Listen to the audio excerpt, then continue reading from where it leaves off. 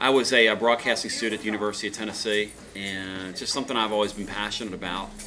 And I did everything I could to stay out of the industry when I first graduated from school, because people used to tell me all the time, you can't make a living doing this. But since then, I've learned that you have to do what you're passionate for, and money will come.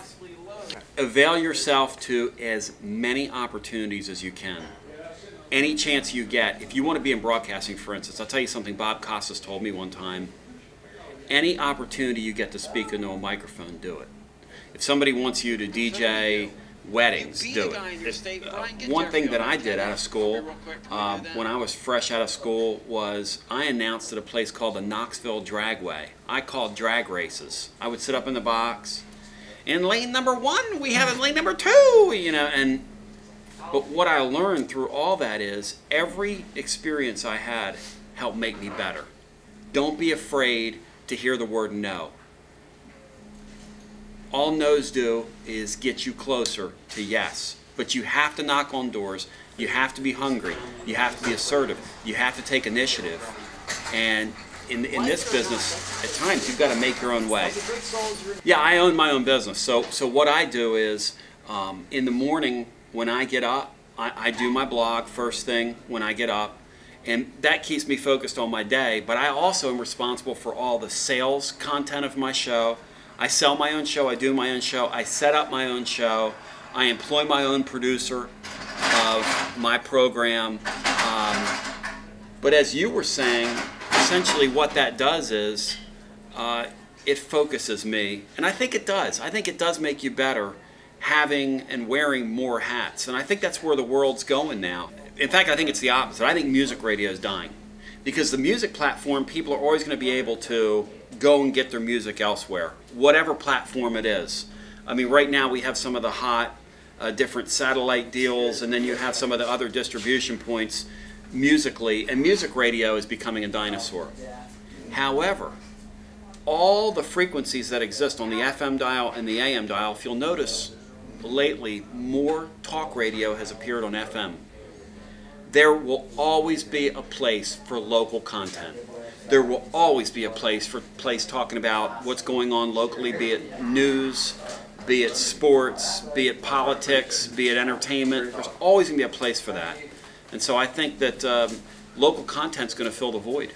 I've made a decision to, and I've had opportunities to go to bigger markets, but I like it here. I like raising my family here. And one thing I've learned is you can't beat happy. I'm content. I feel like I'm doing what God wants me to do, and I get up every day and I do it. As far as local versus regional and national stuff, you know, national talk radio to me, especially in sports, becomes background noise.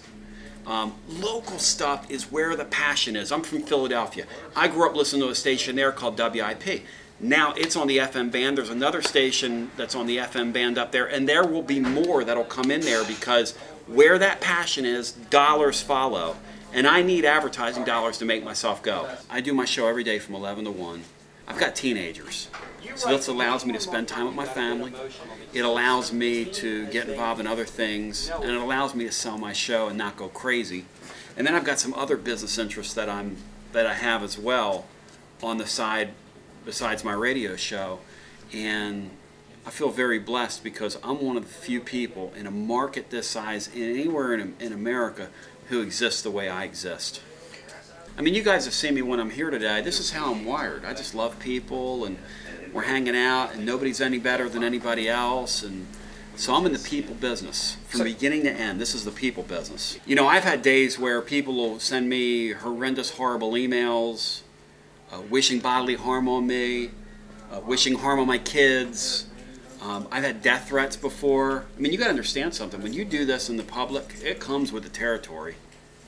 Not every day is going to be a bed of roses. And when you speak your mind and you tell people sometimes what they don't want to hear, it comes with the territory. One thing I don't do, though, is I don't tell people how to feel about me. You can feel whatever you want to feel. Some people say, well, you make things up. Okay, I make things up. Some people can say, well, you're nothing but a low-rent, two-faced jerk. Okay, I'm a low-rent, two-faced jerk. I mean, I don't get worried about that. And I really don't, it's taken me a long time. I really don't care what people think anymore.